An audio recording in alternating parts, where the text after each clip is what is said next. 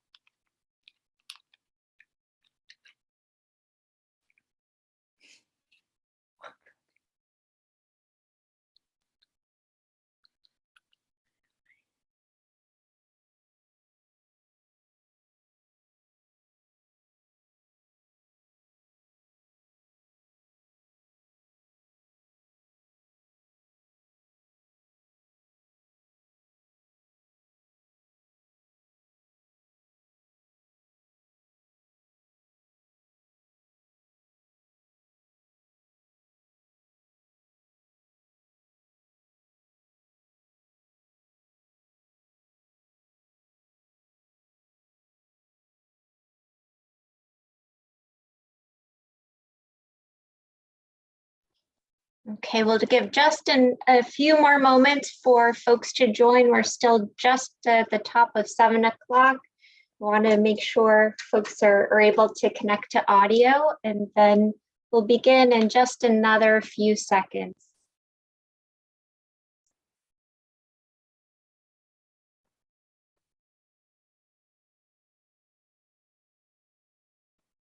Okay.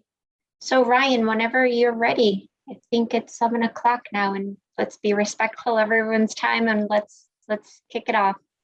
Okay. Hello, everyone. Thank you for coming to this forum this evening. 大家好，欢迎你来到今天晚上的论坛。我的中文不是太好，所以下个月会跟你说怎么换到翻译。For those who require a translator, if you require a Chinese or an Arabic translation, the next slide will show you. 如果您需要中文翻译的话，您可以看一下，在你屏幕的下方有一个我这个箭头标出来的红色的这个像地球仪一样的形状，那你可以点击一下它。点击它一下呢，你可以选择 Mandarin 啊，这里写的是英文，可以选择这个拼写为 MANDARIN。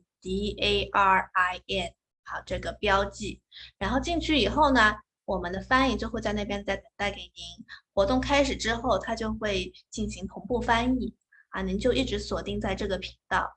如果说您想要换频道的话，您可以再点击一下这个地球仪的标记，那你可以选择英语 English， 你就可以再切换出来，好吗？如果有什么问题的话，大家可以在这个 chat 这个聊天区给我们留言，那我们工作人员的话会尽快的与您联系，给您回复。好，谢谢。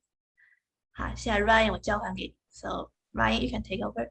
Okay, before I go to my next part, if anybody needs Arabic translation, it's in the same spot. But anyways, my name is Ryan Lee. I'm a junior at Malden High School.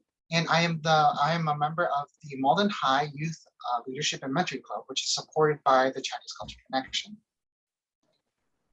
And good evening, everyone. Sheshe. My name is Jody Zalk. I'm one of the co-facilitators for Malden Reads. I am honored to be here tonight along with Ryan as we moderate this forum to meet the candidates for the Malden School Committee. And who knows, Ryan may be himself a future candidate. And so we're so happy to have the students' voice with us. You also may be wondering about my background here behind me. I wanted to ground the conversation. This is the Malden High Library, so it's always all about the students here. I don't know about running for elections, probably not. But anyways, before we begin, I would like to thank all collaborating organizations for supporting this forum and helping with voters in the city of Malden hear about the candidates running for the school committee. A big thanks to you, Chinese Culture Connection, and Executive Director Mei Hung for all this setup, and Eva and their interns. And thank you to the American Association of Arabic Women, the Greater Malden Asian American Community Coalition, Malden Reads, Mass Senior Action, and Urban Media Arts. Thank you to the CCC for organizing this event, as well as the forum for counselors, so that all of us can be better informed by the time we go to vote in the municipal elections. And just a little note on Zoom logistics before we start the forum. If you are familiar with the speaker view on Zoom, you may want to use that this evening to see the spotlighting on the speakers. Great, thanks, Ryan. I would now like to introduce all the candidates for school committee. It's not an easy task to be a public servant or even to put yourself out there and run for public office. So we want to thank each and every one at the outset for their time and commitment to the Malden schools and the children and families in our community. So in order by ward and then in alphabetical order, if there's multiple candidates, Ward 1, Michael Drummy. Candidate for Ward 2, Robert McCarthy Jr. Candidate for Ward 3, Jennifer Spadafora. Candidate for Ward 4, Don Macklin. Ward 5 candidate, Adam Weldy. Ward 6 candidate, Joseph Gray. Ward 7 candidate, Keith Eric Bernard. Also Ward 7 candidate, Nicole Mossalem. Ward 8 candidate, Bruce Friedman is not here this evening. Wanted to acknowledge him though as a candidate. And also from Ward 8, candidate Sharon Rose Zyberg. And now to help us out for publicity purposes, we're just going to pause briefly to take a quick screenshot of all the candidates. So Eva will let you count us down and let us know when you're ready to do that. Great, thank you everyone. So please turn on your camera and we're going to take a picture together, okay? So if you're our backend staff, you feel free, you're welcome to open your camera as well. So I can also open my camera. Okay, is everybody ready? Including the translators. Yeah, if translators, yeah, open your camera and we can see you. Christina, would you like to open it? Okay, so great, I have great. So let's count 1, 2, 3. Okay, let me save this one first. Give me 1 second. Okay. Let's do one more, okay? 1, 2. Okay, let's do that again, okay? So I saw someone is adjusting his camera. Okay, 1, 2, 3. Okay, let me see. Yeah, that's awesome. So please continue. Thank you, everyone. Thank you, Eva. Okay, so first, Jody and for the agenda for tonight's forum. First, Jody and I will ask questions we have prepared for the candidates. Then we will hear how to vote here in Malden. Karen Lynch, that's how you say your name correctly. I'm sorry if I butchered it. From Mass Senior Action will lead this discussion. Afterwards, we will do quick questions from the audience as time allows, and then we will do a quick wrap up. Okay, thanks. So now Ryan and I will take turns asking questions for each of the candidates. And to keep things fair, We're going to time the candidates. Christine is going to time the candidates. We thank her for volunteering her time tonight. We're going to let the candidates know when they reach the amount of time allowed for each question.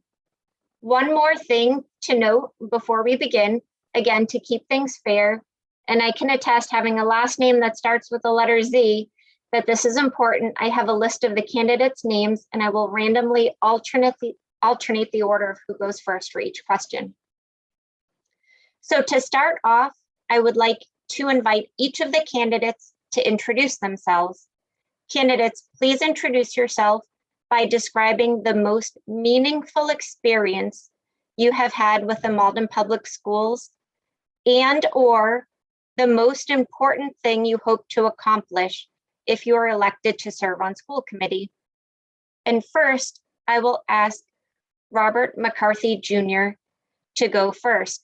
Candidates, you may have 1.5 minutes to answer these questions, and Christine will let us know when you've reached that time. Thank you very much for the question, Jody. I think the most important piece for me coming from the Malden Public Schools is definitely just how rich and diverse the community is, the schools are. Just being able to embrace that and see that every single day, I think it's the best feeling in the world to be able to be a part of that and being able to accomplish that. Thank you. Okay, thank you. Don Macklin, Ward 4.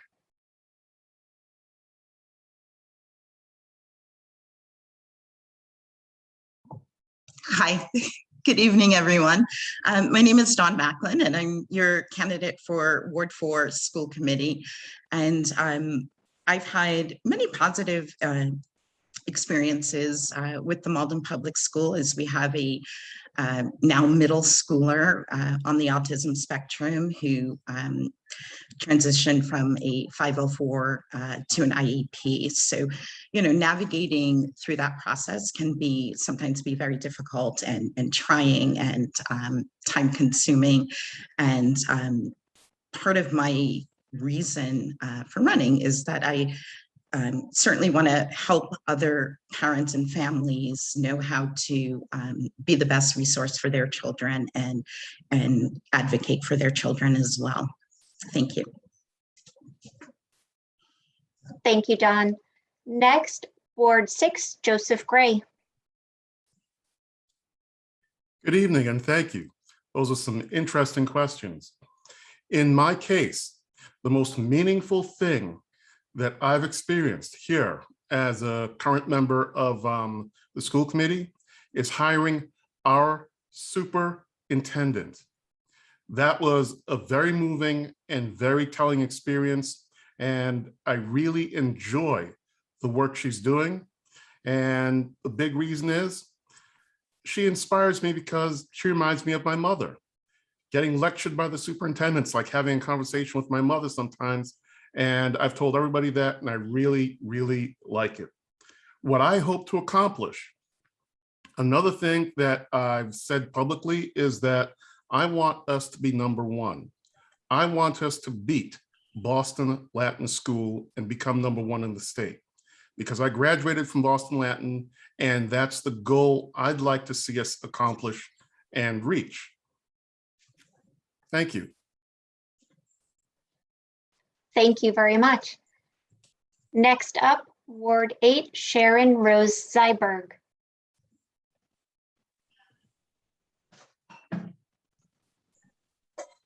Hi, I'm Sharon Rose Zyberg, and I am running for Ward 8 School Committee. And my most meaningful experience, I'd have to say, is all 3 of my kids attended Malden Public Schools from preschool all the way through high school. It was very meaningful to see them all go through it because they also had great programs, took advantage of all the different after school and extracurricular things that were there. Especially proud of my youngest son and what the Malden schools were able to provide. Early on, he was diagnosed with dyslexia. He's given me permission to talk about that. And I saw what he was able to overcome through the work of having an IEP and working with the interventionist, and seeing him succeed was extremely meaningful when to see his success that he's reached now. The other part that's very meaningful to me is I actually worked in Malden Public Schools, and knowing that I was able to make any kind of an impact on students on a regular basis is extremely meaningful. Okay, thank you. Next up, Ward 1, Michael Drummy.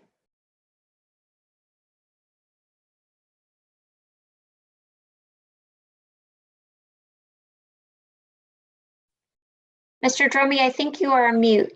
I apologize. I'm sorry about that. I didn't see that.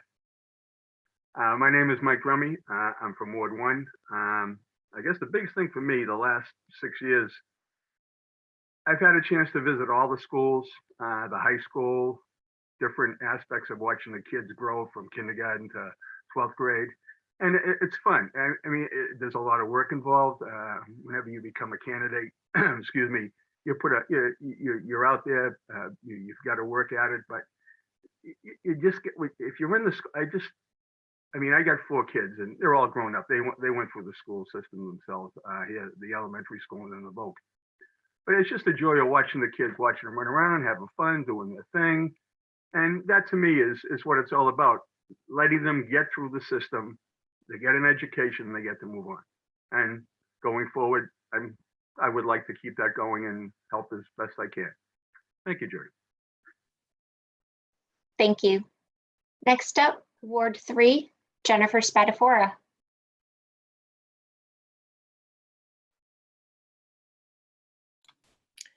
Hello, I'm Jen Spadafora, Ward 3 School Committee candidate.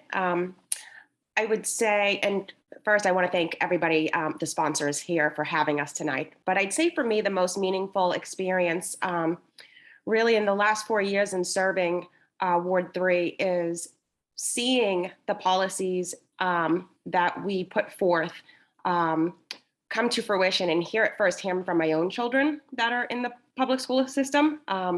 So to be able to hear that what you're doing is making a difference is extremely meaningful, especially having been in the public school system here myself. So you get to actually go back and kind of relive, see people, see teachers that that taught you. And my hope and accomplishments for the next term is really just to continue on the track that we've been on. I've seen so many great accomplishments. We've come leaps and bounds. So just really staying on track of where we've been and continuing to grow as a district. Thank you. Thank you. Okay, next up, Ward 5, Adam Waldai. Hi, good evening. Thank you to our hosts, our moderators. My name is Adam Waldai. I am very proud to be on the Malden School Committee representing my neighbors in Ward 5. And I take this responsibility very seriously, and I'm grateful for the opportunity to serve. I'd say as an educator, as a Maldonian, as a graduate of the Malden Public Schools, and the proud son of a Malden Public Schools educator, and someone who I think is who he is because of the opportunities that I had as a student in this school system. I ran because I see how the decisions that we make and the policies that we create directly impact the classrooms, our students, our families. I've been fortunate to serve on this body for a number of years, but I think it wasn't until a few years ago that I truly understood that when I had the chance to spend a year in 2016 working at the Forestdale School as a principal resident with Don Concannon and Carrie Carpenito. And it's really meaningful being in the buildings every day and seeing how the budgetary decisions we make, whether it's technology that we procure, programmatic decisions with curriculum that are made, actually impact the students. And I think that's why coming back to the committee, the thing that I'm most proud of 15 seconds left. was working on the community eligibility provision, which meant kids eat free. And we'll talk more about it later. Look forward to talking more. Okay, thank you. Next up, Ward 7, Keith Eric Bernard. Hi, my name is Keith Bernard, and I'm running for Ward 7 School Committee. I think my best experience has been getting out on the doors and meeting the families And seeing how excited our children in the neighborhood are to go to school, to meet someone that wants to talk with them, what they find exciting. My next door neighbors, their two sons were going and having a little lemonade stand.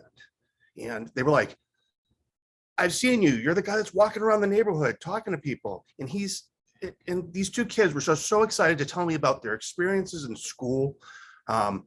One of them was like, I really like math and I want to get into science. And the other kids, I like to draw it. And they both went to Ferry. They're both going to Ferryway. And it just filled my heart to really go and hear of these two kids that were just so excited for their school.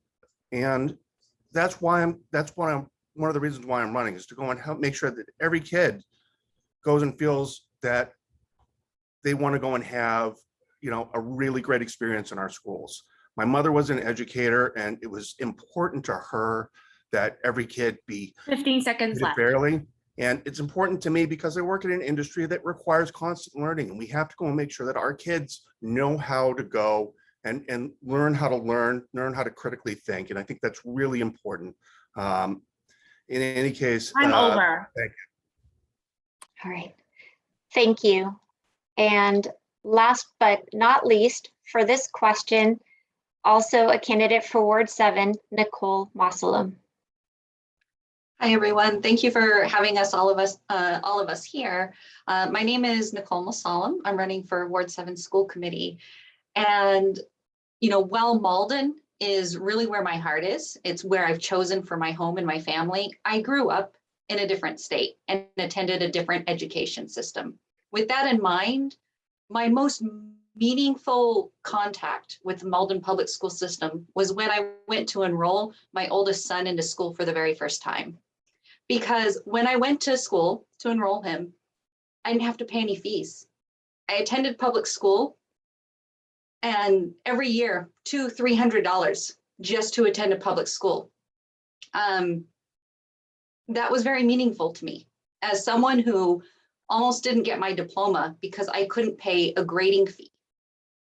And so with that in mind, with that experience, I guess what I would hope to accomplish on the school committee, and what I've heard in varying themes from every candidate who's spoken, it's all about removing barriers for our children.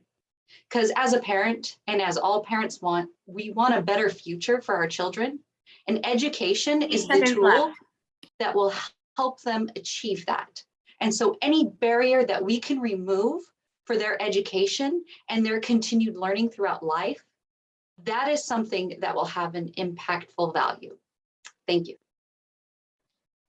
Okay. Thank you. Next up, Ryan, if you want to ask question 2, and then I'll call the candidates afterwards. Yes. So I would like to ask all school committee candidates, what do you think are the areas of the strengths for Malden High School? And what are the areas of weaknesses? And where do you see the role of school committee in addressing those weaknesses? Candidates may have up to 1.5 minutes to answer this question. Okay.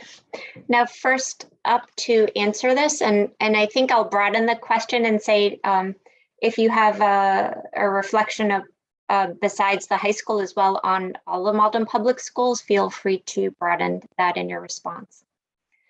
First up for question 2, we are asking the candidate for Ward 8, Sharon Rose-Iberg.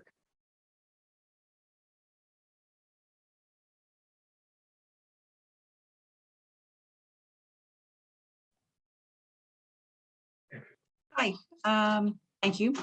A lot of the strengths I think we have, I know from the high school, from what I see now and what I've from my own children's experience, there's a lot of offerings. I think that they do a great job with that, with giving kids challenging classes that they can take.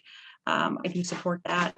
One area that I think for a weakness, I would like to see more arts in the younger grades, so we can go into the lower grades. I know that I've been following different comments, and I know that people like the Linden, that there was a band teacher, and I do support that arts in education, especially like Linden is a STEAM academy. So I think it's important to incorporate arts into what we're doing all of the time. I think it's a strength actually at the high school. My kids all were able to participate in different arts programs at the high school, from band to the drama program, which added a fantastic element to what they have going on.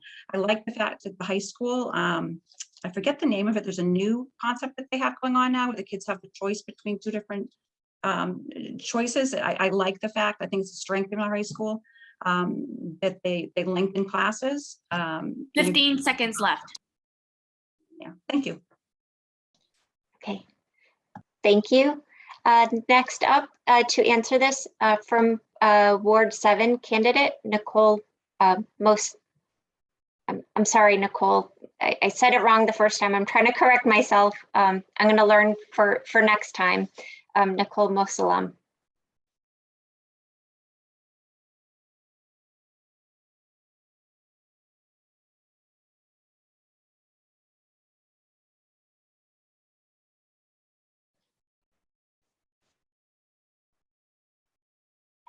Nicole, are you able to take yourself off mute to answer the question?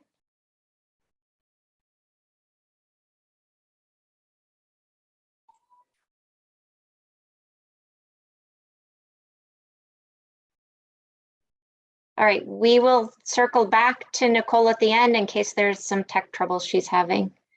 Okay, next up on the list, also a Ward 7 candidate, Keith Bernard. Thank you. I think that's a great question. I think we do a really good job of in the high school, at least, and from what I've gone and heard, is that there's a lot of kids that are excited that they're going through things that I would like to go and see improved. And it's things that I've heard echoed from the parents. I think that a lot of parents would like to go and see more after school activities.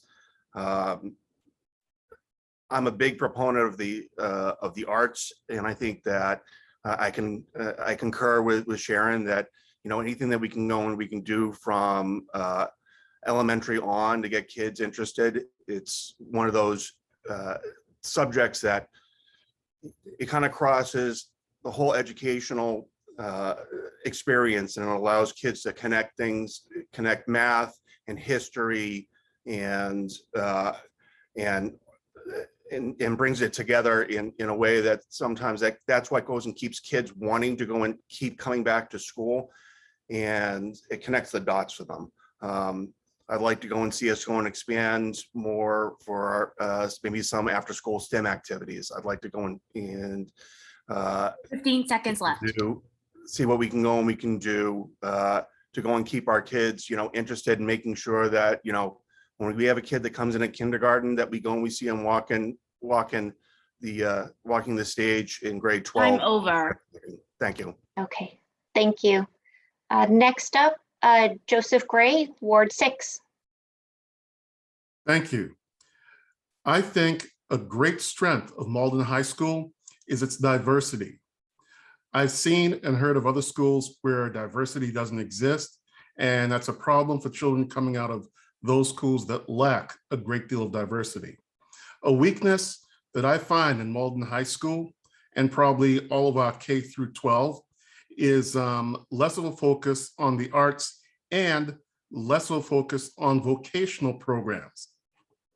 What I would like to do to fix this is to hopefully find some way, either through legislation or grants, to get more funding and resources for the arts. And if we can get past certain legal hurdles for vocational programs, which we're prohibited from doing due to certain legal conflicts in state law. Thank you. Okay, thank you. And just to repeat the question for the next candidates, this is a question asking about the areas of strength of the Malden Public Schools, the areas of weakness, and where do you see the role of the school committee in addressing the areas of weakness? And each candidate has 1.5 minutes to answer the question. Next up, Adam Waldi, Ward 5. 1.5 minutes. All right. I think a real strength of our community is that we have incredibly strong school communities. Jen and I saw that, I think, during the superintendent search, that people felt incredibly connected to their schools. However, an improvement is they don't feel connected to the system as a whole. And I think that speaks to the community building and family partnership work that we need to do. Educationally, we have a lot of amazing programs and offerings in each of our schools, and an area to build on and improve is what our equity committee is doing now. It's what do we offer district-wide, from world language and the arts to the core content areas, and make sure that no matter where you go to school, you actually have access to those opportunities.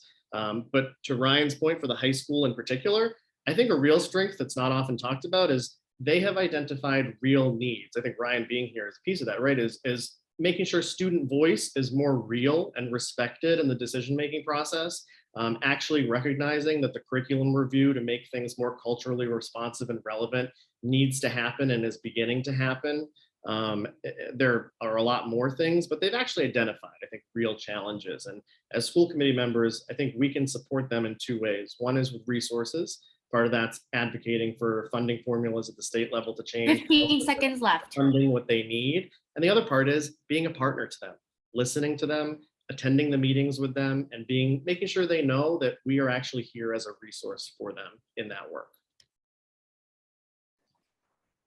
Okay, thank you.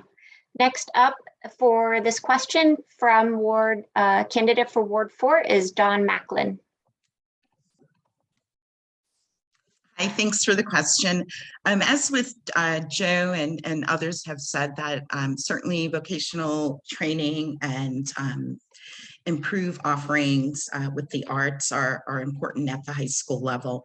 But I'd also like to see that the district has more of an equitable and affordable options for after school, as well as nutritional meal options district-wide as well.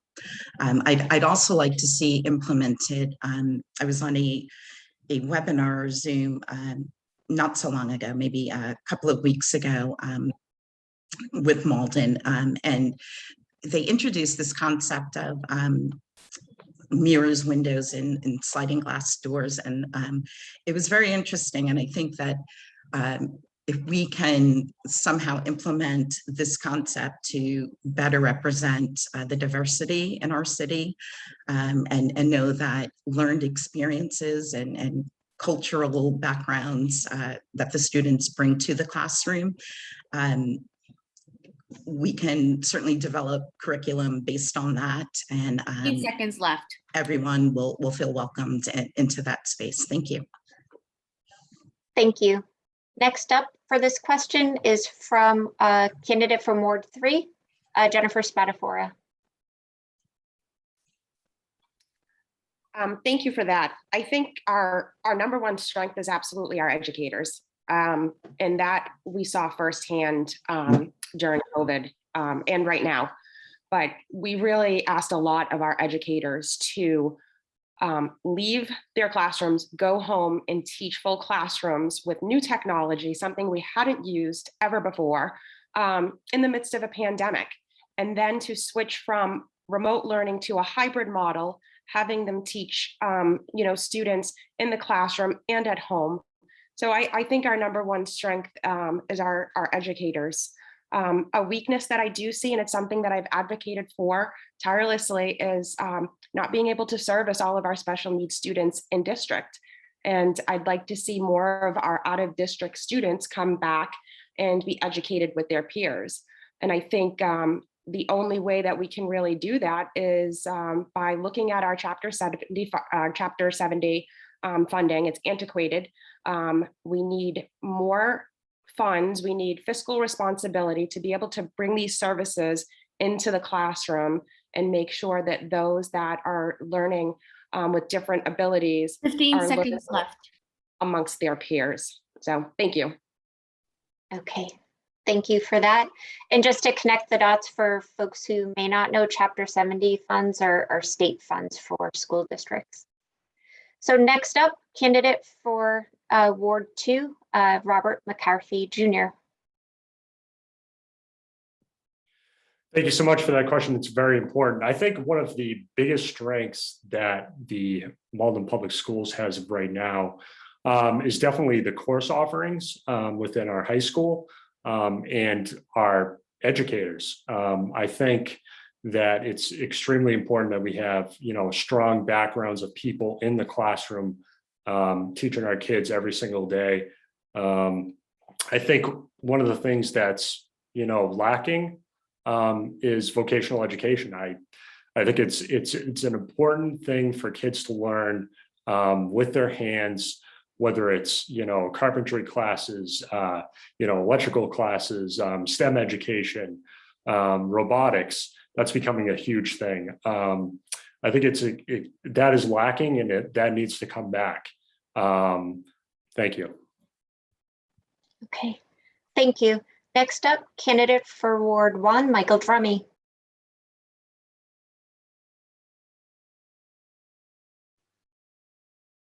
Hi, thank you. What everybody has said so far, it does make sense, but the biggest strengths that I found of the schools, and as Jen touched on, it's the teachers. The teachers have done such a phenomenal job, especially this past year. But then it transfers over to the students, because the past 2 years, I want to say, with the exception of last year, go back 3 years, when students had an issue or a problem, they presented it to the committee as a whole. They came in, the teachers came in with them, and they were young adults, and they handled themselves very well. There were issues with headbands and hair extensions, and they did it as adults. They didn't come in screaming and yelling, and they handled themselves very well. And I think that's something we should be proud of, because they're learning that, and the teachers are reinforcing that, and they're showing them how to do it. The weaknesses, again, I'm a product of a vocational school. My children, even though they went through K through 8 through the elementary, they all went to the VOC also. And I think there should be a VOC program in at the high school. And until that situation is squared away, yes, kids are going to go to 15 seconds left. to the VOC, but you should. I think it would be nice to get them back here. And thank you. All right, thank you. And Nicole?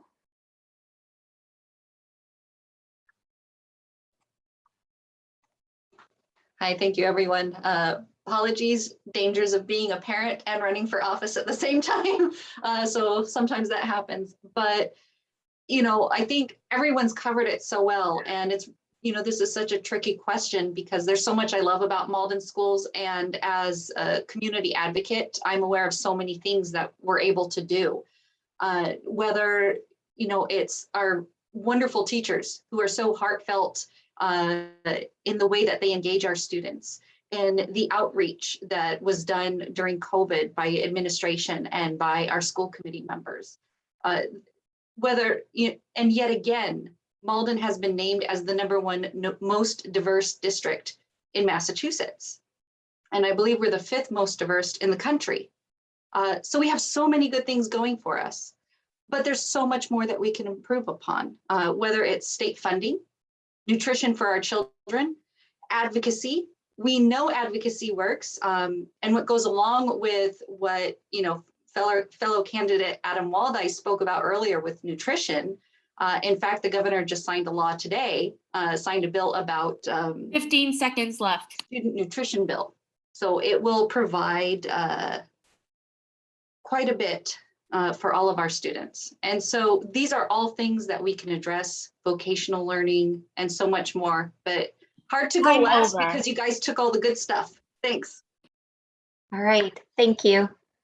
Okay, next, this is a bit of a longer question, so I want to make sure that folks also know that there's a little bit of a longer time to answer this one. There'll be 2 minutes for this question to respond to. So just to start out, from my personal experience, I attended the October 4th school committee meeting, and I heard a high school student speak passionately about wanting more teachers of color and seeing faces that look like hers. She said that she had spoken on this topic before the school committee for a number of years, and now that she is a senior in high school, this is her last opportunity. In her testimony, she shared that she began her #RepresentMe campaign to hire more teachers of color, that after she began that, she faced retaliation from some staff. So from a data perspective, and as one of the candidates just mentioned, Malden is one of the most diverse school districts in the Commonwealth. However, the makeup of the staff doesn't come close to aligning with student enrollment. 87% of the staff are white, whereas students are 68% combined, African American, Asian, and Hispanic, and 27.5% are white. I also want to note that 56.8% of the students' first language is not English. So with all of that background, here comes the question that we'll ask. What are your thoughts on the district's hiring plan to promote equity and inclusion by intentionally increasing the diversity of school staff? What goals, procedures, and plans would you like to establish? And on a related note, if you'd like to respond as well, what are your thoughts about supporting parents and students who are learning English? And if you'd also like to comment on diversity and inclusivity of curriculum in the schools. I know that's a lot in there, but the general framework for this question is on diversity, equity, and inclusion. And so with that, candidates may have up to 2 minutes to answer this question. So to begin us with responding to this question, I'll call off candidate for Ward 1, Michael Drummy.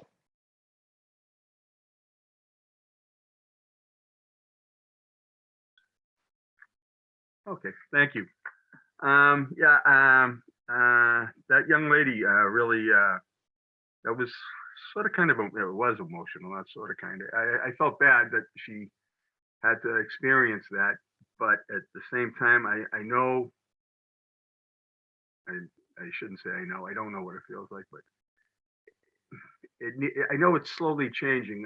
Chris Mastrangelo he was there also at the same meeting, and he had made some points of saying that slowly the teacher ratio has been changing to reflect more the student body. It's not as fast as they'd like, but it's a slow process and it's going. On top of that, this year too, I know the Human Resource Department, they're gonna have to get a new resource director, is also looking to expand. They're doing programs at schools to bring teachers in to help get qualified teachers to come in, and there's a problem with that too, in that there's not a lot of kids going into college to be teachers. There's going to be a teacher shortage. It's coming. It's happening now. We're seeing it in the schools now. So again, it's going to be something slow, but it's getting there. Not as fast as we'd like, but it's there. And just to touch on something about the English language learners, I know Pat Fish was doing it a couple of years ago down at the Ferryway School, because my wife used to watch the kids. They had a class for parents that wanted to learn English. She'd do a couple of classes a year. They come in at night from 6 to 7:30. 15 seconds left. Give pizza to them. And at the end, they graduated and they had a little certificate. At least they got the basics down, so they were able to help their kids with homework and stuff. And I'd like to see that expanded maybe a little bit more. I would have to talk with the new title. Time over. Thank you. Thank you. Next up to answer this question, we'll call on from Ward 3, Jennifer Spadafora. Hey, thank you. As a woman of color that attended Malden Public Schools, I can say firsthand, I felt the same way as that young woman that spoke before us. I had one teacher of color, and it was very difficult to find people that represented me. So I think we're making strides, and it's baby steps. First off, we just hired an amazing superintendent who is a woman and a minority. So I think that alone hopefully showcases to educators that they want to come to our district, that we are diversifying our administration. We also have hired a diversity, equity, and inclusion assistant superintendent that, again, is making great strides.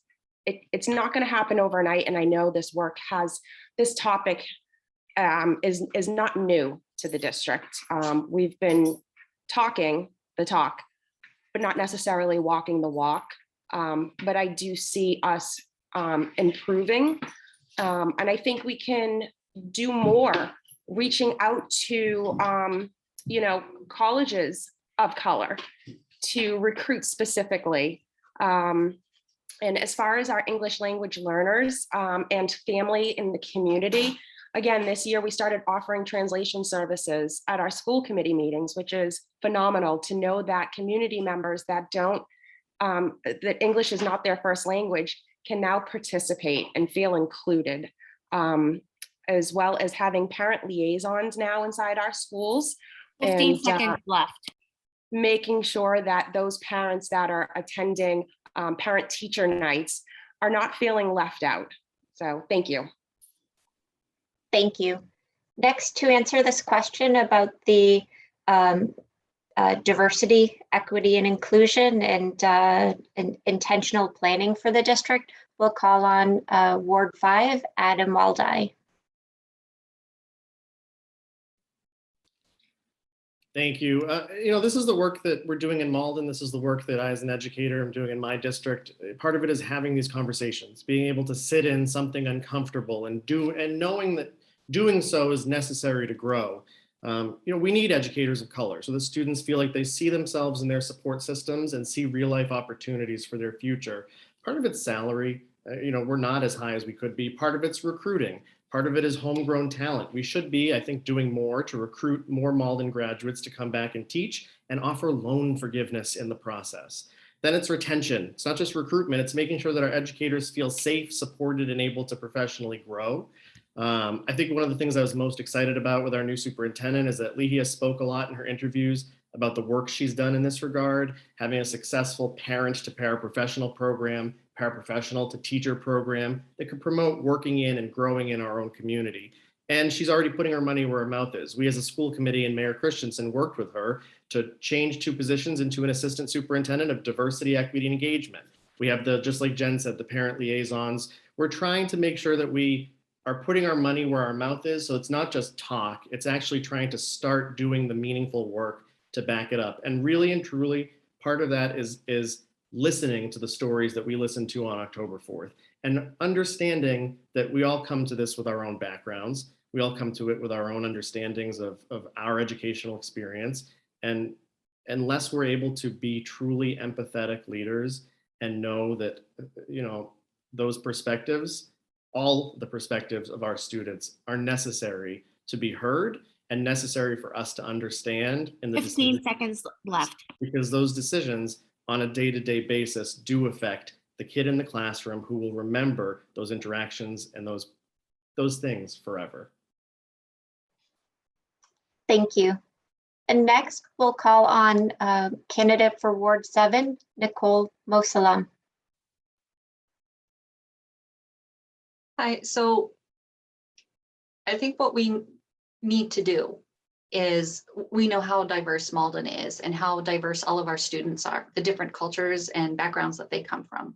I think it would be great to set up like an internship program or a mentor program, partner students who might be interested in teaching with some of the teachers so that they can see what it's all about and find out like what's required in order to become a teacher. So that's step number 1. If we can get students who understand the experiences of other students because they're from our community and we're able to retain them and keep them here, that would be great. Another issue is, of course, the salary. We need to look at how much we're providing for our staff so that they can make ends meet and put their focus on our children where they belong. We can't attract more teachers who are from diverse backgrounds if we're not willing to compensate them for that focus. And when it comes to providing language services and helping parents who are learning English, let's reach out to them and hear what would be helpful to them. And not just to them, but to the community. I know there are so many members of our community who step up and volunteer every day. I've had, organizations who help teach English reach out to me in my nonprofit role, asking for a space to be able to teach people, English as a second language. But I didn't have the space. It would be great if maybe our public schools could partner with some of these organizations to provide that 15 space. seconds left. So thank you. Thank you. Next, also candidate for Ward 7, Keith Eric Bernard. Thank you. This question is fantastic, and it's one of these things that I really feel strongly about. We need to go and do what we can to go and make sure that we've got teachers, we've got paraprofessionals, we've got staff that looks like our community. Our community doesn't look like me. Our community is, speaks 65 different languages plus at the high school. When I knock a door, I have to go in and be prepared to go in and have a conversation in Spanish or Portuguese or in Haitian or in French or in Chinese or Vietnamese or any number of other languages. And we need to go and be able to have teachers that look like those students. There's a proven, there's studies out there that say students that see teachers that look like them have better outcomes. They go on and they graduate college, not just high school, but college. So that is so important that we go and we do everything that we can. Yes, we can go and we can try to go and encourage our students to go into education. We need to go and pay our teachers what they're worth. We need to pay our paraprofessionals what they're worth so that we can hold on to them. They love living here in Malden. They love working in Malden. But if they can't pay their rent, they can't stay. They can't afford to go and work for Malden. And we really need to go and do that. On top of that, I'm also passionate about going and making sure that we're going in and having kids see themselves, not just in their teachers, but also in what we're teaching them. There's this bill that is in the State House right now called the CARES Act. It's been put forth by Jason Lewis. 15 seconds left. And this bill is to go and establish a commission to go and review our curriculums to make sure that we're going and having stories from all different people, not just one particular group of people. And I think Time that over. is critically important. Thank you. All right, thank you. Next up for Ward 2, Robert McCarthy Jr.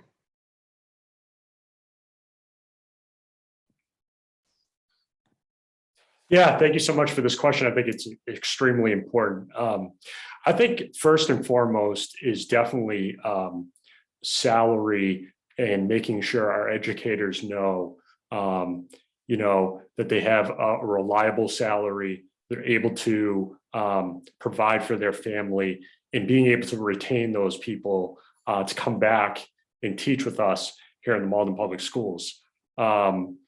I think it's really a tough task, like a few of the other candidates said, being able to retain people. It's slowly progressing, but I think that at the end of the day, we need to really find a way to be able to reach out to certain avenues and groups and organizations where people are going to come back and they want to teach in our classrooms with our diverse population, being able to know they have a good salary. So I think it's extremely important. But now the other part of the question was in regards to ELL, correct? So yes. I think that we really need to maybe have night school. And being able to provide night classes and offer those types of classes for people that are learning the English language and going that route. Thank you. Okay, thank you. Next up for Ward 4, Don Macklin. Hi again, and thanks, Jody, for the question. So this has been a hot button issue for me for the longest. You know, I recall every grade level coming, you know, going to meet our boy at Salemwood, and you see this sea of diversity coming out of the school, and all of the teachers didn't reflect the student population. And, you know, of course, representation matters. Cultural connections in the classrooms, in the school corridors, in the offices, in the administration, they matter. People, our students need to see themselves reflected in order to grow and know that they're valued. And, you know, representation is just not limited to race, right? It's all intersectional identities. We must be willing to apply this equity lens when we're serving our children, so we can be sure that we're meeting the varying needs of the community.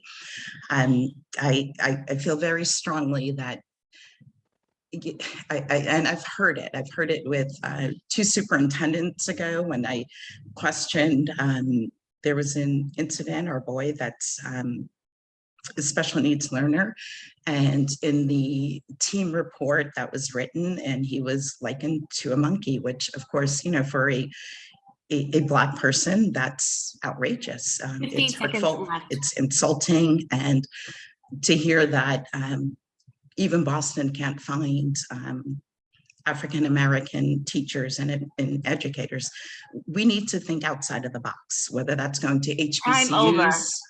Thank you. Thank you. Next up for this question for Ward 6, Joseph Gray. Thank you. This is a tough issue.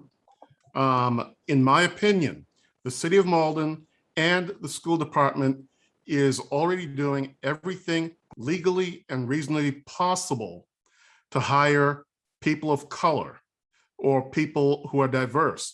This also covers people who can handle ELL issues. It's all under the same umbrella. But you can't hire people who aren't there. What we're doing, for instance, Principal Mastrangelo gave us a presentation. He's managed to find a way to increase the diversity of the teaching staff by multiple percentage points. We've hired principals of minority status. We've hired superintendent of minority status. We're working our way up. One of the things we're working on in our school system is attempt to grow our own teachers. Since we have an extremely diverse student body, it would help if we could train and incentivize some of our students to come back, live in Malden, and teach in our schools. Otherwise, I'm going to circle back to one of my original points. We can't hire people who aren't there, just like Dawn alluded to in the Boston school system. Thank you. Okay, thank you. And last but not least for this question, for Ward 8, Sharon Rose Zyberg. Hello, I actually had heard this a lot when I worked in the after-school program at Salemwood, and a lot of kids expressed the same feeling that they didn't see themselves represented. I think a big part, which I think that I'm glad that the city has actually already acknowledged that this is something that we need to work on. I talked to different people when I decided to run and said, you know, I knew this is an issue. I said, but where do we go with it? And as one person said, well, gee, if only we just all knew the answer, because it's, you know, you think it should be easy, and it's not easy, as everybody's saying here.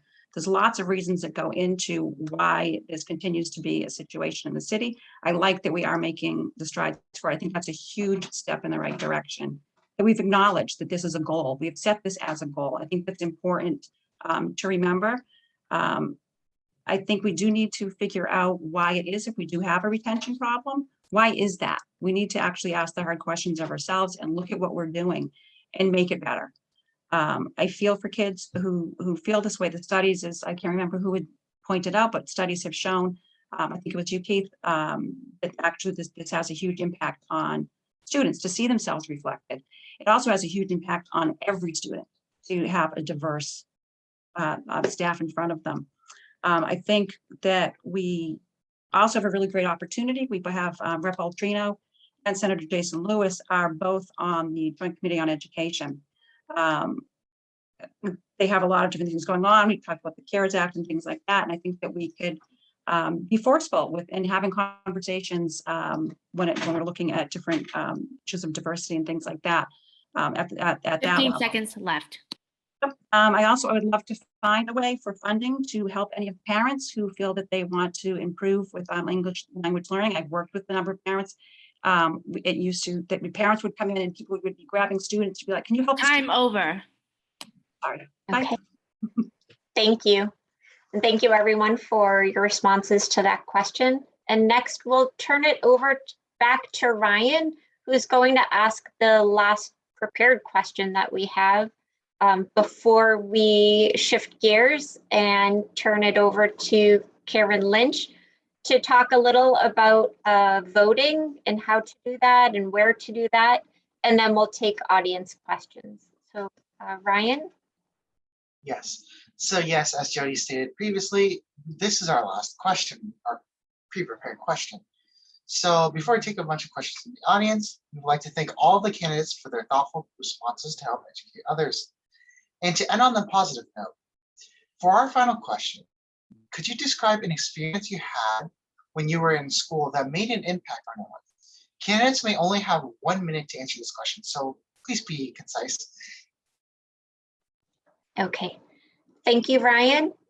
And to start with this one, we're first going to call on for Ward 2, Robert McCarthy Jr. Yeah, thank you so much for this question, Ryan. I think for me, it was definitely having really dedicated teachers around me teaching in their classrooms when I was a student. I think just being committed and really having an impact on me and being able to learn, and I think it's a really important piece of education, knowing that your teachers are dedicated and they're willing to teach you in a lot of different subjects and everything like that. But that definitely had an impact on me, and them being 15 seconds left. very, very committed to every single student's education. Thank you. Thank you. Next up for Ward 4, Don Macklin.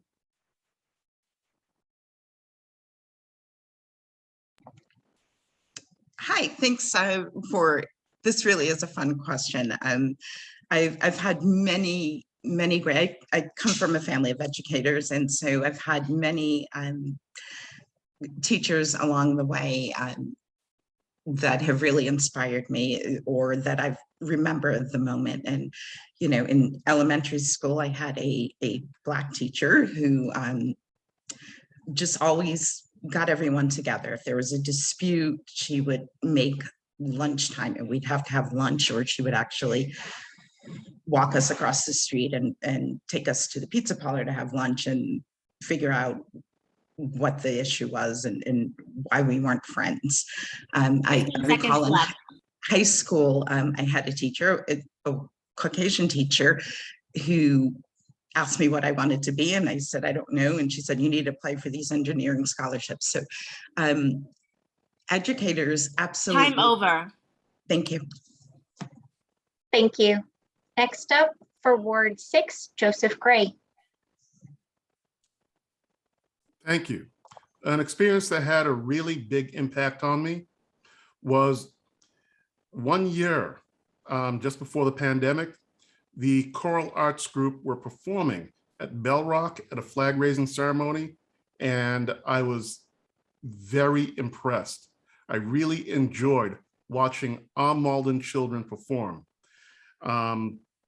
The reason for that is I'm a choral arts junkie. When I was in high school, I was in every chorus group you could manage. I could manage, and I made it to all state, all district, all everything. So Watching those children perform from our schools really moved me. 15 and I hope seconds left. And I hope we can do that again. Thank you. If we have time at the end, we may put you on the spot and ask you to lead us in a song. Next up for this question, asking candidates for their experience that they had in school that made an impact on their life. For Ward 8, Sharon Rose Zyberg.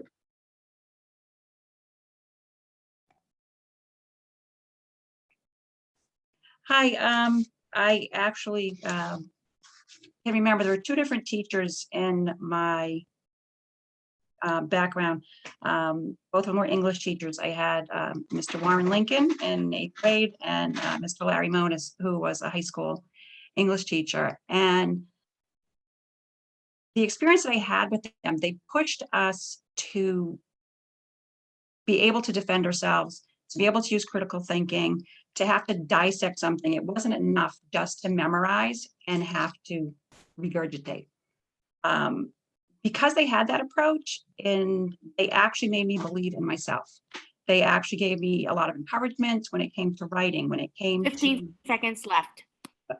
When it came to needing to just dig down and believe in yourself. So that encouraged me to go on and take challenging classes and be able to push myself.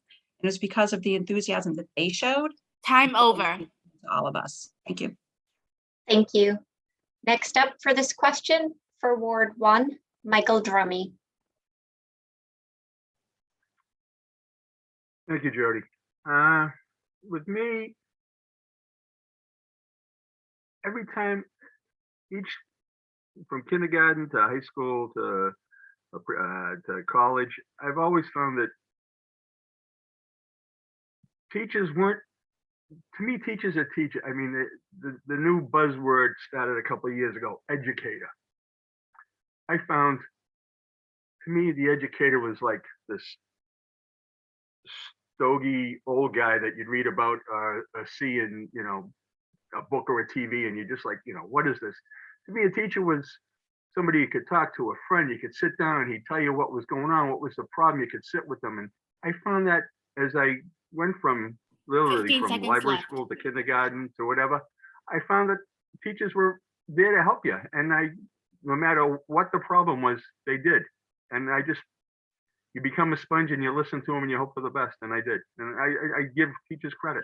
Time over. Thank you. Thank you. Next for this question for Ward 3, Jennifer Spadafora. Thank you. I'm going to age myself a bit and say for me, in the 80s, many of my teachers were all female, actually. You didn't see many males as educators. Maybe they were gym teachers.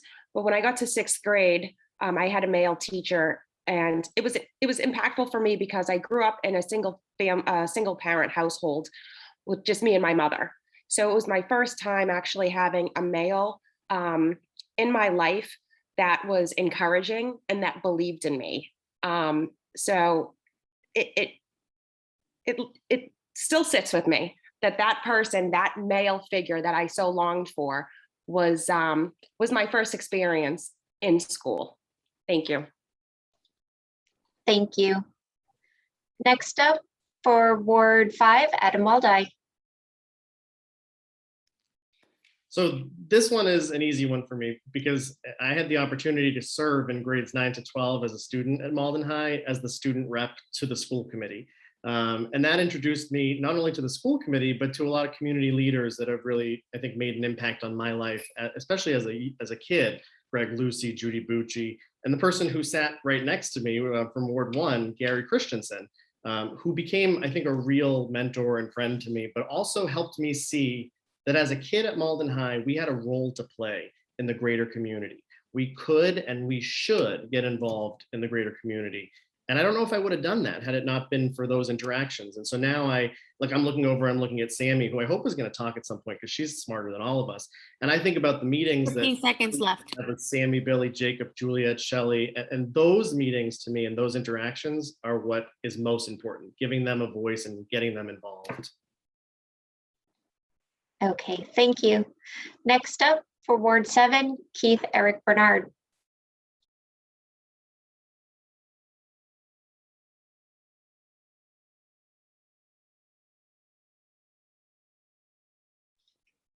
Mr. Bernard, are you able to turn your camera on and remove the mute?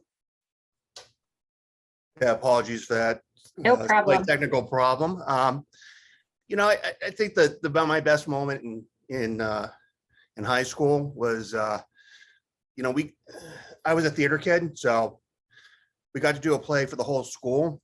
And then afterwards, they thought it'd be a great idea for us to go to some of the English classes and have conversations with the students that may not have been involved in drama and talk about our experiences and, you know, learning the blocking, going and learning the lighting, learning how to go and memorize the script and to act and to be believable. And it was great to go and see 15 seconds left. as a senior doing this and talking to the freshmen and seeing their eyes light as they connect that there's more to school than just learning these facts and try to go and get a good grade. You could actually have fun and do things that were important to them. Time over. Right. Great, thank you. And last but not least for this question, also for Ward 7, Nicole Mosalam. You know, again, I recognize a common theme, and it's the same for myself. It's really our teachers that make the difference. For me in 5th grade, it was Mr. Espinoza, who, when we were learning about ancient Rome and they had, you know, an eagle for their emblem, jumped up on his desk and, you know, started acting like an eagle. But, you know, it was fun moments like that that really gave me a love of learning and a love of different cultures. It was our world history class, whether we were learning how to make a dish from ancient Egypt or, you know, learning battle tactics from Rome and the Legionnaires. It's individuals like that who create that fun dynamic and make it a lifelong habit for our children. So can't stress enough how important our teachers are in that regard. Thank you. Ryan, thank you for that question. That really was very heartwarming and fun to hear the background of all of the candidates for school committee. So now with that, we're going to shift gears. It's my pleasure to introduce Karen Lynch from Mass Senior Action. And Karen will share some information on how to vote for school committee candidates as well as the other municipal candidates. Thank you very much, everybody. I'm so glad you're here, and I'm glad I'm here to listen. I am still saying to unmute myself. We can hear you, Karen. Okay, good. Thank you. So early voting is when and where to vote. Between now and Monday, November 1st at noon, you can vote in person at Malden City Hall on the 2nd floor at the city clerk's office. They're open Monday, Wednesday, Thursday, 8 to 5, and Thursdays 8. Oh, I think it's 8. Oh, I think it was supposed to be Tuesdays, 8 to 7 or 8 to 8. They're open later. And if you miss the deadline, you can vote at your regular polling location. The polls will be open on November 2nd from 7 a.m. to 8 p.m. The only place there's a change, I think, on the voting spot is in Ward 6. And I think the people who live there know that. This will be just as important to vote for our school committee candidates as our counselors and counselors at large. So I hope everybody makes it out there and make a big mark on your calendar for November 2nd and be ready to vote. Thank you. Oh, okay, here's, if you want to vote by mail, you can get the application at the City of Malden, also at the clerk's office on the 2nd floor. You have to submit it by November 2nd. Oh, by 8 o'clock. Okay, so, all right, by 8 o'clock. I thought it was noontime. Okay, to find your voting locations, you can go to the website at Malden-polling-places, or go to Malden where to vote. Type in your address and click on voting ward information. And again, 7 to 8 on November 2nd. I hope that this will help everybody. Sample ballots for each ward on the city website. And if you have any questions, you can call the city clerk's office and they'll help you with anything about voting. That's 781-397-7116. For Chinese language assistance, Crystal Lamb is at the clerk's office. Her number is 781-397-7000, extension 2119. I think that's it. Just please remember to vote. Thank you, Karen. That's great information. I know that was a lot of information that we just showed on screen with a lot of links that were included. So we know that that's a lot of information to furiously jot down if you were trying to do that. So the Chinese Culture Connection is going to be sending an email out to participants afterwards with all the information. So stay tuned for that. In the meantime, if you want to just Google the city's website, there's some information there on the municipal elections. All right, so now we're going to have some fun with some questions from the audience. So the first question that we are going to ask this evening from the audience is asking about could you please share your thoughts? And I'm sorry, just to say it at the outset, all of the questions from the audience will take 1 minute for responses. So the question from the audience is that the wait list for after-school programs for kindergarten are at an all-time high. And it's also noted that there are other staff shortages. Actually, Ryan and I had looked and seen that there were a number of pages of positions open on Indeed.com, the website. So this resonated with us as well. So we wanted to hear the candidates address the question of staff shortages, and in particular, being responsive to this question, the wait list for after-school programs for kindergarten. And this is for all candidates, and this is a 1 minute response. So we'll start with this with, for Ward 8, Sharon Rose-Zyberg.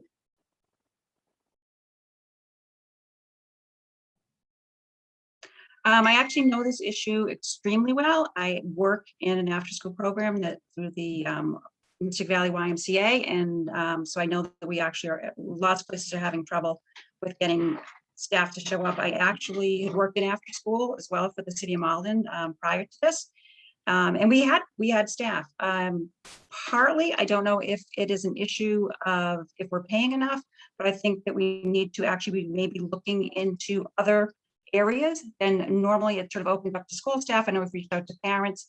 I've actually wondered if we need to target specific audiences, actually create a program, and then look for someone, whether it be for older, because I know what's happening in kindergarten for this, but in older classrooms, you know, maybe do we reach out to 15 seconds left. To, you know, some people in the area who might be able to teach a particular thing, trying to tie in also voc education. I actually have already been talking about that. Is there a way to provide after school programming that picks up some of the pieces that are missing? Time over. Programs. Yes, I encourage us looking. Thank you. Okay, so next to answer this question on staffing, we'll call on for Ward 7, Nicole Mosalam.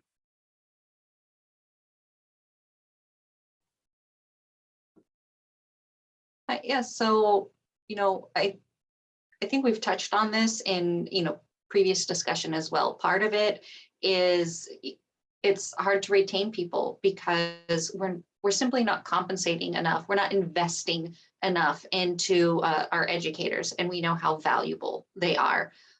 So we need to advocate at the state level to increase the funding for that, as well as, you know, many children aren't exposed to being a teacher, to you know, filling that role. And so perhaps maybe to instill that love of learning or that love of helping others, we can have like maybe a student mentor month, a student 15 teacher seconds month, left. where each student takes a day where they can give a small lesson to the class so that they can understand what it's like to take on that role and hopefully instill that passion within themselves.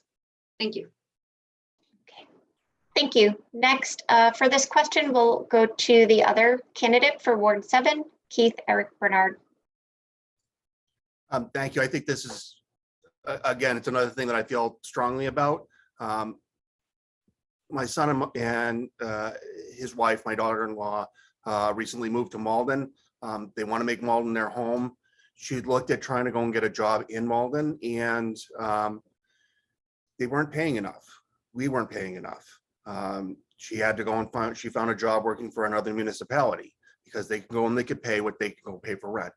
We need to go and look at going and paying our paraprofessionals, our early learning people, you know, what they're worth. And I know it's hard to go and talk about the money, but we know that we've got money coming in. We know that we've got money coming in from the Student Opportunity Act. We know that we've got money coming in from the federal government. We know that we've got potential money that could be coming in from the Fair Share Amendment. And we know that we need to go and take that and reinvest in our teachers and our staff so that we can go and actually go in and Time over. Thank you. Okay, thank you. Next up for this question for Ward 6, Joseph Gray. Good evening. I'll keep this relatively short. Concerning the wait list being at an all-time high, that's unavoidable because of the chain reaction of not being able to hire enough staff. And why we're not hiring enough staff or can't, nobody really knows. This is a system-wide issue that's affecting the entire nation, pretty much all industries, and especially us. We've increased funding for the teachers and the staff, in addition to cost of living. We've given pay raises and bonuses to union members, but we're short-staffed. We can't do anything about the wait list. We have a superintendent who's actively working to try and find a way to resolve this right now. 15 seconds left. Thank you. Thank you. Next for this question for Ward 5, Adam Waldi. Thank you. So step one is recognizing that this is a statewide, nationwide issue. Teacher shortages are happening because, let's be real, it's already hard to be an educator. Now it's even tougher than ever, particularly with the salary brackets to recruit. We do need to work more with how teachers are licensed, which is a barrier. So it makes it easier for folks who want to become educators can do so. I think that's about as innovative as 60 seconds will get. But in terms of after school, we need to revamp how we do after school. We should be working more with our community partners like we were able to put together sort of at the last minute for the Early Learning Center and the YMCA, but doing that at our K-8s. We were expecting we would have staff in the K-8s and we were not prepared. And it's again, 15 seconds left. It's a bigger picture issue, but there's more that we can do with our community partners. And I think next year we have to. Okay, thank you. Next for this question for Ward 4, Dawn Macklin. Hi, thank you. You know, unfortunately, I don't have enough information. This particular resident his child's in kindergarten, so I don't know how long the wait list was in previous years prior to COVID. So, you know, it's difficult to say, but, you know, there are shortages in every industry. And, you know, again, there's just no easy fix. We really need to revamp our after school program and look at ways to make it more affordable for everyone and equitable across the district. Thanks. Thank you. Next up for Ward 3, Jennifer Spadafora. Thank you. And I think this question is actually great, just based on where we are right now, being hosted by the Chinese Cultural Connection. They run a fantastic after-school program at the BB school. And I think that right there shows that we have community partners that are willing to come into our schools. We need to do the outreach. If we can't hire after school teachers, if there's a shortage right now, we need to work with our community partners out there that offer these programs, like the YWCA at the Ferryway School, like the Chinese Cultural Connection at the BB, and get them into all of our schools. Not only does that help our parents to be able to go to work and you know, be at the jobs that they need to 15 be at. seconds left. But also it allows our students to be integrated into programs outside of Malden Public Schools, giving them a different lens on our community. Thank you. Okay, thank you so much. Next up for Ward 2, Robert McCarthy Jr. Yeah, thank you so much for this question. I think it's extremely important. I think it's definitely being able to offer courses where there are community members that have certain licensures in these areas and offering them after school. Retention for salary is another huge piece of it. I think those there are two things that I think of right off the top. I think that's extremely important, and in making sure that we have people that are committed and willing to, you know, just being able to use the time and willing to teach 15 seconds left. the students of our city. Thank you. Okay, thank you. And last but not least for this question, for Ward 1, Michael Drummy. Hi, thank you. As it's been said, like every other industry, again, the after-school program, we have enough problems trying to find teachers for the day for students in our classrooms. Partnering with community groups to help with the after-school program, they're running into the same problem. It's getting help. Now, the after-school program isn't something that's funded through the schools themselves. They come into the schools and help. If we can help them attract and attain teachers, that'd be great. But again, it's falling on us to try to find it for the school during the day. So, I mean, it's a big issue. It's going to take money, but it's time to, like Don said earlier, we got to start thinking outside the box and get people in. So hopefully going forward, we'll see what happens and we'll go from there. Thank you. Okay, thank you. So next up, Ryan is going to ask another question that we had received from an audience member before the session had started. But just to remind folks how to ask questions, you can type them into the Q&A, and that way we'll see those and be able to ask questions to the candidates. We'll have time for a couple of more questions. As she said, if we have time after we answer question number 6, we will answer your questions. But anyways, what are your thoughts on programs for special education students, English language learners, and gifted students? I know you guys already touched about it, but this is a more specific question. Candidates may have up to 1 minute to answer this question.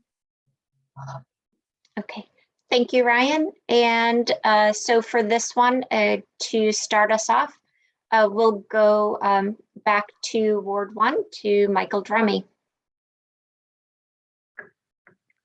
I know the Sharon, the assistant superintendent that handles this, has started redoing the program from scratch, and from what I understand, it's starting to come together. As far as what's offered, she's offered up or opened up some other programs to come in, and we're looking at them, and hopefully soon this will, you know, bear fruition and help over the long run. We'll see. Again, it's been a weird year and things are kind of hectic, and we'll just going forward, we'll have to 15 seconds left. See where they go. Sorry, see where it leads. Thank you. Wrong answer. Okay, thank you. Next up for Ward 3, Jennifer Spatafora. Thank you. I think most people know that special education is near and dear to my heart.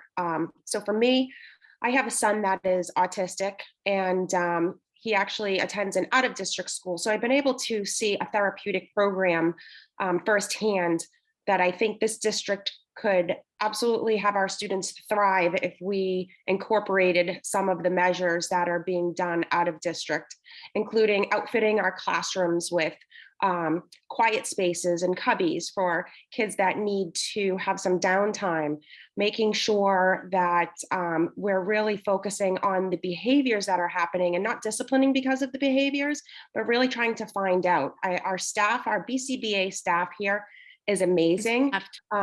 Unfortunately, we lack some space that I think if we had the space to have phenomenal occupational therapy rooms where kids could really get that energy out and as well as work through their Over. needs.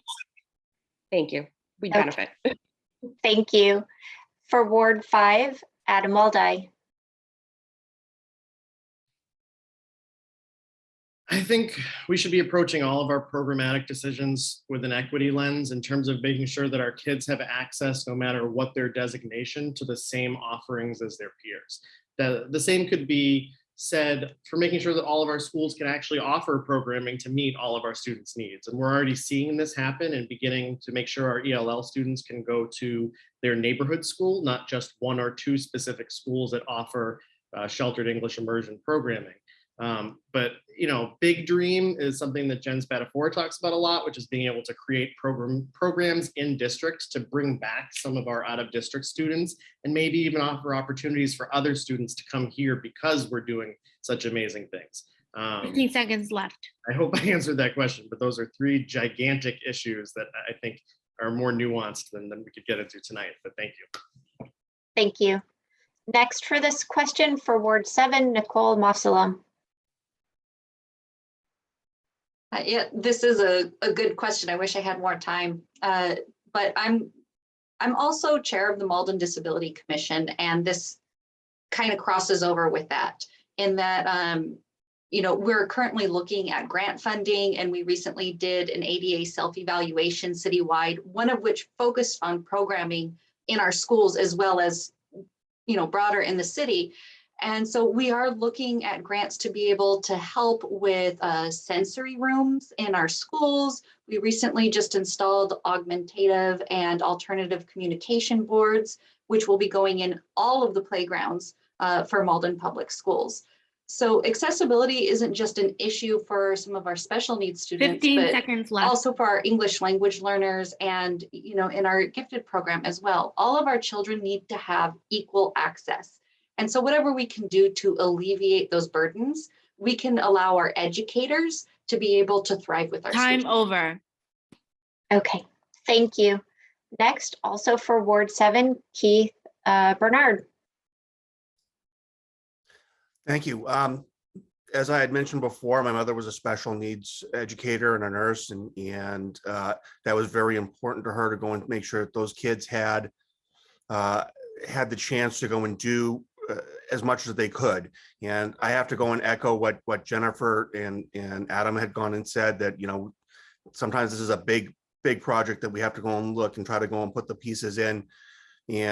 But we can go and we can certainly go and start moving these forward with going and trying to go in and make accommodations for kids that have different needs. I also would love to go and see for our gifted students. A lot of people that have mentioned to me on the doors have gone and said, hey, I'd love to go and see STEM 15 programs at seconds all the left. schools. And I certainly think that's something that's, again, it's a big picture kind of thing, but we can look at that going into the future and trying to go in and start doing classrooms in Salem Wood, in Ferryway, and not just having it up. Time over. Thank you. Okay, thank you. Next for this question for Ward 2, Robert McCarthy Jr. Yeah, thank you so much. I think it's definitely offering, you know, just a lot of I've actually talked to a lot of community members regarding this, and they've said that a lot of the children that have sensory issues and making sure that those accommodations are being met, whether it's out in our playgrounds, even in our classrooms, and making sure that we have the funding for that, and we're sort of striving towards making sure that we offer those the ability for those types of ways for those kids to learn. I think it's extremely important. 15 and seconds left. It's a great question. Thank you. Great, thank you. Next up for Ward 4, Don Macklin.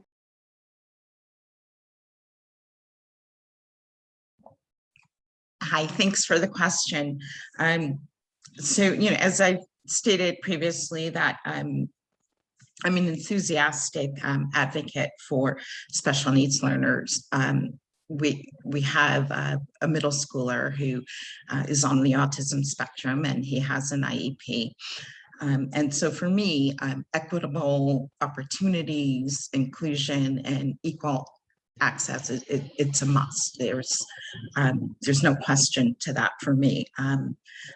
But I think 504s, the IEPs, and other accommodations, they must be implemented. And I find that, or I have 15 found in the seconds left. past, due to large class sizes, I understand it's difficult for teachers, but it should not be at the expense of our young scholars. Thank you. Okay, thank you. Next for this question for Ward 6, Joseph Gray.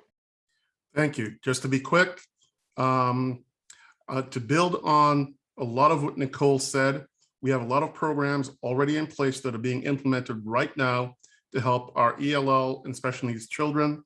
Our superintendent's team is working to analyze what we're doing, what we may or may not be doing wrong, and how to improve it in the future.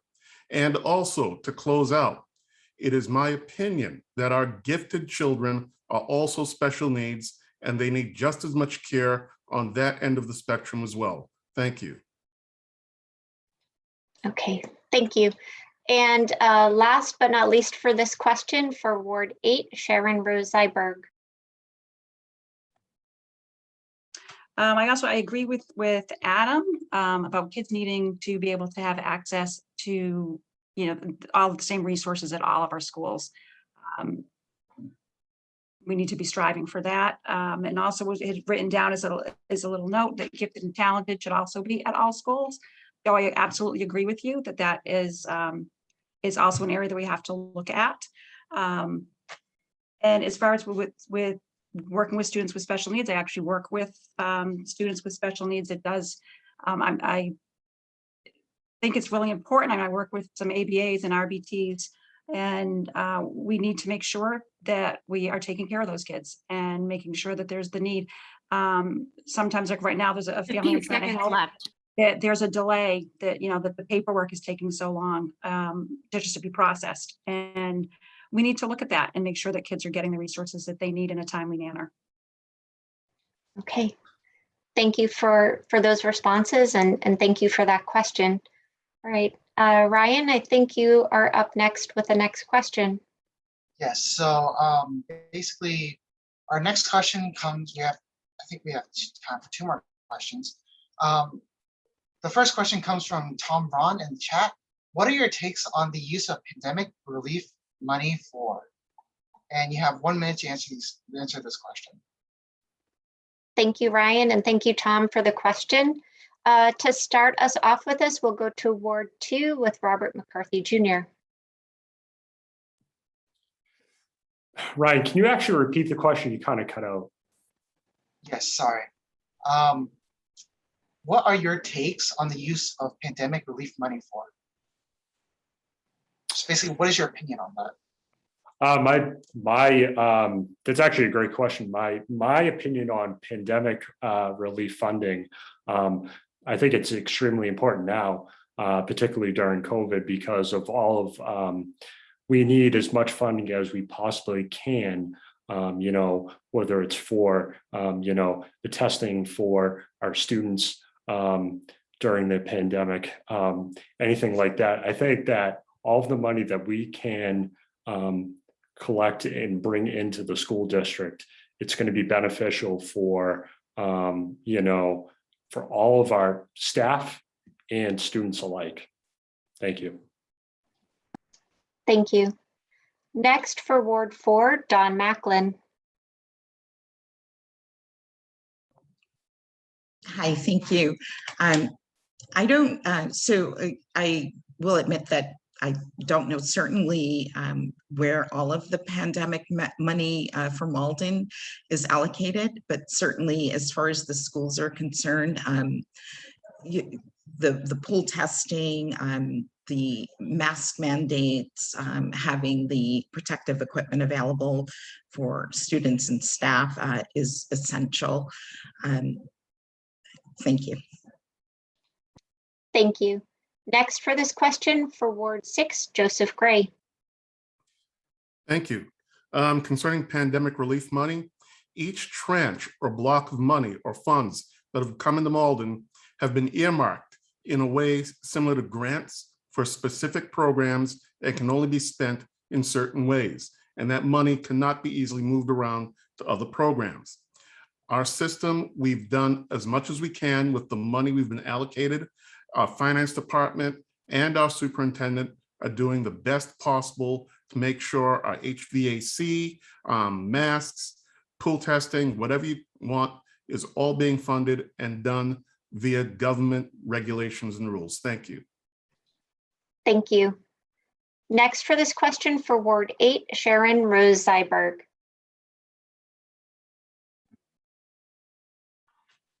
I'll also admit, I wasn't completely sure how we were allocating our money for this. So that might be something that we need to work on and get better communication out there. I'm thrilled. I'm glad. I know that I do think, yep, we should be using it in the schools to make sure they have all the supplies to make the buildings as safe as possible and to give teachers and students the reassurances that testing is available as far as pool testing and test and stay options are there if the money is being used for that. I like that idea. As well as I hope that there's money that has been allocated for social emotional work and to work on if we know any type of academic achievement gap that has happened, if we have been able to identify areas of concern and can use some of the money for that. Okay, thank you. Next for this question for Ward 1, Michael Drummy.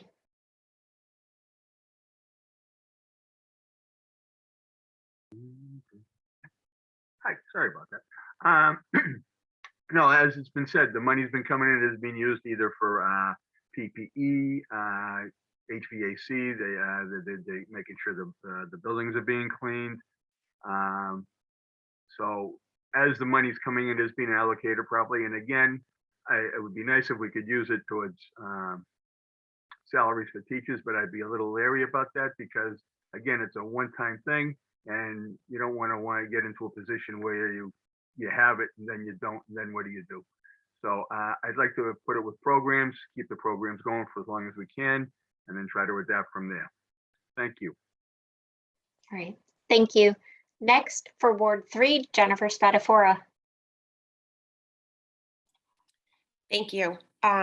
You know, as we've been using the funds as they've come in, we've been using them for technology. We've purchased over 7,000 Chromebooks to make sure that the kids had the ability to work remotely, as well as, you know, we've heard HVAC systems. That long-term goal right there actually will reduce our operation and maintenance costs when we have equipment that is working to the best possible standard. You know, Mr. Drummy also alluded to the fact that this is one-time payments. These are essentially like grants that we cannot put towards salary because making that decision in the long run, when we don't have that money 3 years from now, we're going to end up having to do layoffs, and that's the last thing we want to do. So really using this money to make sure that we're focusing on building maintenance, professional development, technology is really the key, as well as keeping our buildings clean right now and keeping our kids safe. Thank you. Thank you. Next for this question for Ward 5, Adam Waldai. Thank you. I mean, we're already seeing the benefits of it in additional social workers and social emotional supports that we were able to bring in for our students this year. Like Jen and Mike mentioned, the additional facilities upgrades, the brand new HVAC systems. And it's appreciated that we know the Biden administration recognizes the challenges even local school districts are facing. But these are finite resources. And Jen and Mike, I'll echo what they said. We're only in year one. So we have not allotted everything. We have to make sure that whatever we get lasts for multiple years so that we're not overspending now and stuck with a bunch of things or positions, which we don't want to be stuck with, that will have to be cut. So I think making sure that we are listening and responding to the needs of the community in terms of where the resources should best be allocated is important. 15 seconds left. Making sure that we're working in tandem with the pandemic relief money that the city is getting, I think will also be important. So there's a lot more work to do. It's not an over and done topic. Okay, thank you. Next up for Ward 7, Keith Eric Bernard. Thank you. Again, I think this is a great question, and it goes in, it highlights several things, and I have to go and agree that with the current members of the school committee have said that this has been something that we've already gone and had allocated, and we're trying to go and make sure that we don't go in overspend what we've gone and budgeted, and even with that additional money, trying to go and make sure that we're going in and living within our means. That being said, every dollar that we go and we get from the federal government is an additional dollar that we wouldn't have to go and spend out of our own pockets to go and fix issues. So money that we can go and we can put towards PPE and HVAC and laptops is money that can go into other resources. I do think that this spotlight's a bit of an issue that I've heard with communication, and we could have maybe done a better job in communicating out to the community how we're spending this money that we're getting from the government. And I'd like to go and work on that. Thank you. Thank you.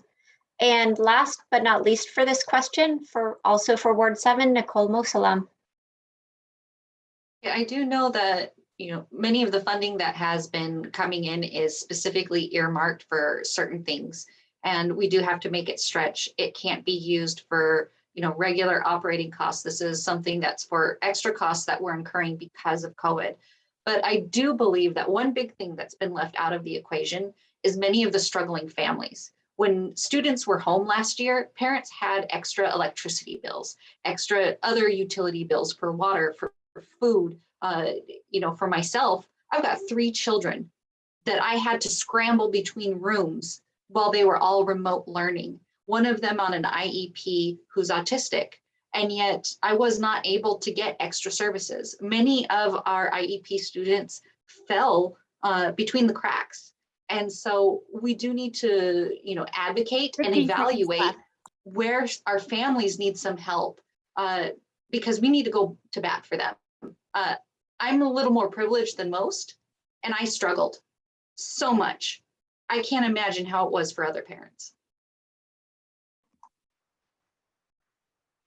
Okay, thank you very much. I think at this time, since we're nearing the end of our time together this evening, we really are going to thank everyone for their wonderful questions that they've been asking from the audience. I think we have more questions than we have time allotted for us. So at this point, what we will do is allow the candidates some time to just wrap up and share any closing remarks that they haven't had a chance to share yet with folks. And candidates may have 1 minute to be able to do that.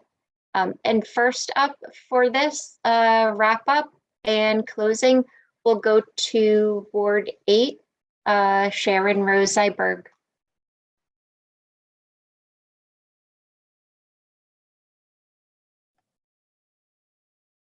I do want to thank everybody to all the organizers, to fellow candidates, and to everybody who's watching. I also want to take this time to give a special thank you to John Froyo, who has served the community for many years. I just want to say, first and foremost, I'm in this race. I'm passionate about supporting our students and families. I'm an education professional, 31-year Malden resident of the I've said tonight, I'm the proud parent of 3 Malden Public School graduates. And I want to be able to bring that perspective and experience to the school committee. This is both an exciting and a challenging time for schools, and I want to help our families have opportunities to see their own children reach their full potential. I'm here to listen, and I'm here to go to work. 15 seconds left. And I hope to earn your vote for Ward 8 School Committee. Thank you very much. Thank you. Next for closing remarks, we'll hear from candidate for Ward 7, Nicole Mosalam.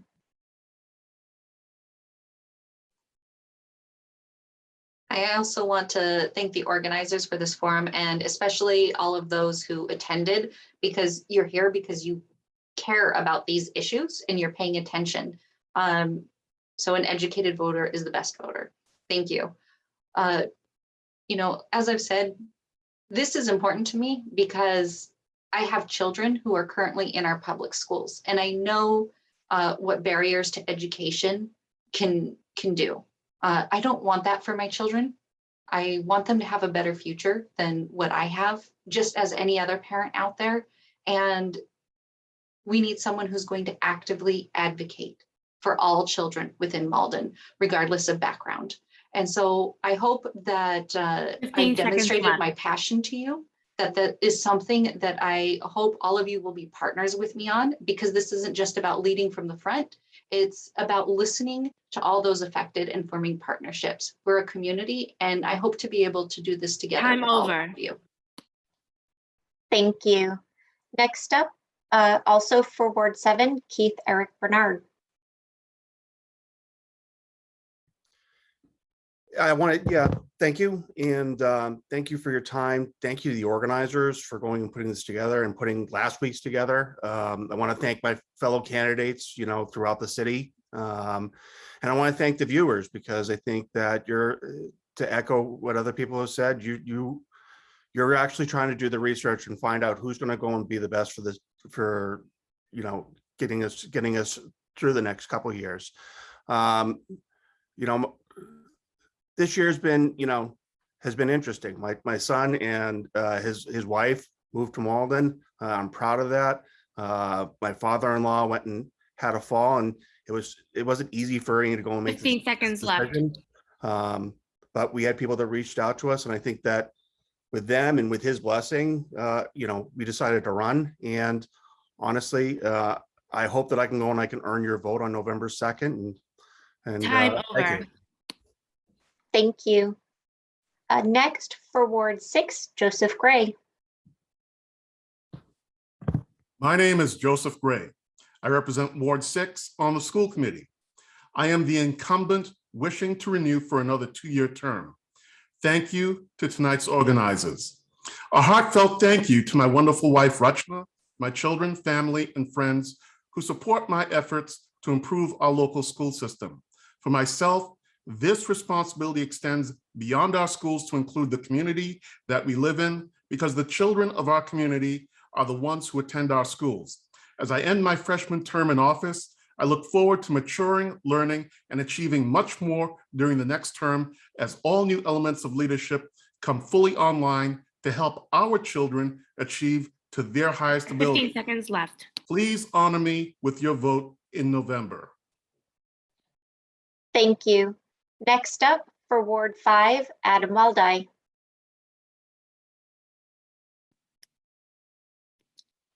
Thank you for hosting us tonight and for the opportunity to share a quick snippet of who we are and what we believe.